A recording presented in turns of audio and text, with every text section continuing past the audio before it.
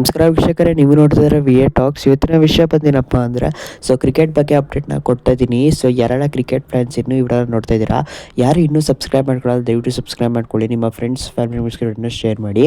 ನೆನ್ನೆ ನಡೆದ ಮ್ಯಾಚ್ ಬಗ್ಗೆ ಏನೆಲ್ಲ ಆಯಿತು, ಯಾರೆಲ್ಲ ಏನಂದ್ರು ಅದ್ರ ಬಗ್ಗೆ ಎಲ್ಲ ನಿಮಗೆ ಪೂರ್ತಿ ವಿವರಣ ತಿಳಿಸ್ಕೊಡ್ತೀನಿ. ಇನ್ನೊಂದು ಬಿಗ್ಗಾದ ಅಪ್ಡೇಟ್ ಏನಪ್ಪ ಅಂದರೆ ರಿಯಾನ್ ಪರಾಗ್ ಅವ್ರಿಗೆ ಏನೆಲ್ಲ ಶಿಕ್ಷೆ ಕೊಟ್ಟಿದ್ದಾರೆ BCCI ಅವರು ಅನ್ನೋದ್ರ ಬಗ್ಗೆ ನಿಮಗೆ ಪೂರ್ತಿ ವಿವರಣ ಇವಾಗ ತಿಳಿಸ್ಕೊಡ್ತೀನಿ. ದಯವಿಟ್ಟು ವಿಡಿಯೋನ ಕಂಪ್ಲೀಟಾಗಿ ನೋಡಿ, ಒಂಚೂರು ಸ್ಕಿಪ್ ಮಾಡೋಕ್ಕೆ ಹೋಗಬೇಡಿ. ಮೊದಲನೇ ಅಪ್ಡೇಟ್ ಬಂದೇನಪ್ಪ ಅಂದರೆ ರಿಯಾನ್ ಪರಾಗ್ ಅವರು ಒಂದು ಮೊನ್ನೆ ನಡೆದ ಮ್ಯಾಚಲ್ಲಿ ಪಂಜಾಬ್ ವರ್ಸಸ್ RR ಮ್ಯಾಚಲ್ಲಿ ಒಂದು ಸ್ಕ್ರೀನಲ್ಲಿ ಕಾಣಿಸ್ಕೊಂಡಿದ್ದಾರೆ. ರಿಯಾನ್ ಪರಾಗ್ ಅವರು ಏನಪ್ಪ ಮಾಡ್ತಿದ್ದಾರೆ ಅಂದರೆ ಸ್ಮೋಕಿಂಗ್ ಮಾಡ್ತಿದ್ದಾರೆ ಅಂತ ಹೇಳ್ಬೋದು ವೀಕ್ಷಕರೇ, ನೀವು ಇಲ್ಲಿ ಗಮನಿಸ್ತಾ ಇರ್ಬೋದು. ಇದಕ್ಕಾಗಿ BCCI ಅವರು ಒಂದು ದೊಡ್ಡದಾದ ಶಿಕ್ಷಣ ಕೊಟ್ಟಿದ್ದಾರೆ ಅಂತ ಹೇಳ್ಬೋದು.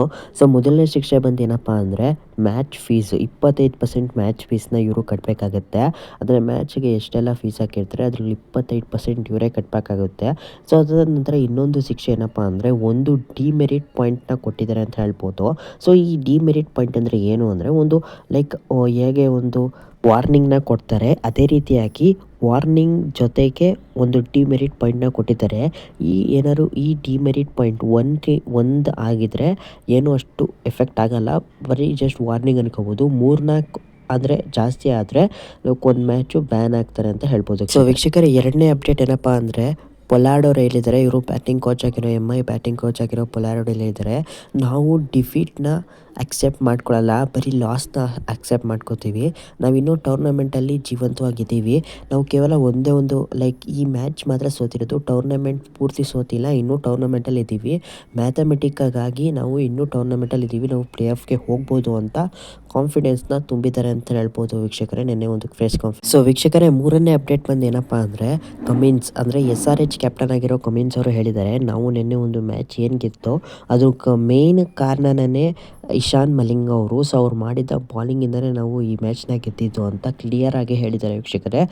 ಎಲ್ಲ ಕ್ರೆಡಿಟ್ಸ್ಗೂ ಅವ್ರಿಗೆ ಕೊಡಬೇಕು ಅಂತಲೂ ಸಹ ಹೇಳಿದ್ದಾರೆ ವೀಕ್ಷಕರೇ. ಇನ್ನೊಂದು ಅಪ್ಡೇಟ್ ಬಂದು ಏನಪ್ಪ ಅಂದರೆ ಅದು ಹಾರ್ದಿಕ್ ಪಾಂಡ್ಯ ಅವರು ಹೇಳಿದ್ದಾರೆ. ಹಾರ್ದಿಕ್ ಪಾಂಡ್ಯ ಅವರು ಏನಪ್ಪ ಹೇಳಿದ್ದಾರೆ ಅಂದರೆ ರೋಹಿತ್ ಶರ್ಮಾ ಅವರು ಇನ್ನೂ ಗೇಮ್ಸ್ ಬೇಕಾಗುತ್ತೆ, ಅವರು ತುಂಬ ಸ್ಟೇಬಲಾಗಿ ಆಡೋಕ್ಕೆ ಇನ್ನೂ ಸ್ವಲ್ಪ ಕೆಲವು ಗೇಮ್ಸ್ಗಳು ಬೇಕಾಗಿದೆ. ಅವರ ಟ್ರೈ ಮಾಡ್ತಾ ಇದ್ದಾರೆ, ಅವರ ಬೆಸ್ಟ್ನ ಅವರು ಕೊಡ್ತಾ ಇದ್ದಾರೆ, but up to the mark ಆಗ್ತಾ ಇಲ್ಲ.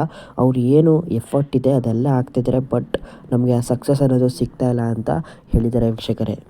ವೀಕ್ಷಕರೇ, ಈ ವಿಡಿಯೋ ಇಷ್ಟ ಆದರೆ ದಯವಿಟ್ಟು ನಮ್ಮ ಚಾನಲ್ನ ಸಬ್ಸ್ಕ್ರೈಬ್ ಮಾಡ್ಕೊಳ್ಳಿ. ಇದೇ ರೀತಿ ಅಪ್ಡೇಟ್ಸ್ಗಳನ್ನ ಕೊಡ್ತಾನೆ ಇರ್ತೀನಿ. ದಯವಿಟ್ಟು ಚಾನಲ್ನ ಸಬ್ಸ್ಕ್ರೈಬ್ ಮಾಡ್ಕೊಳ್ಳಿ.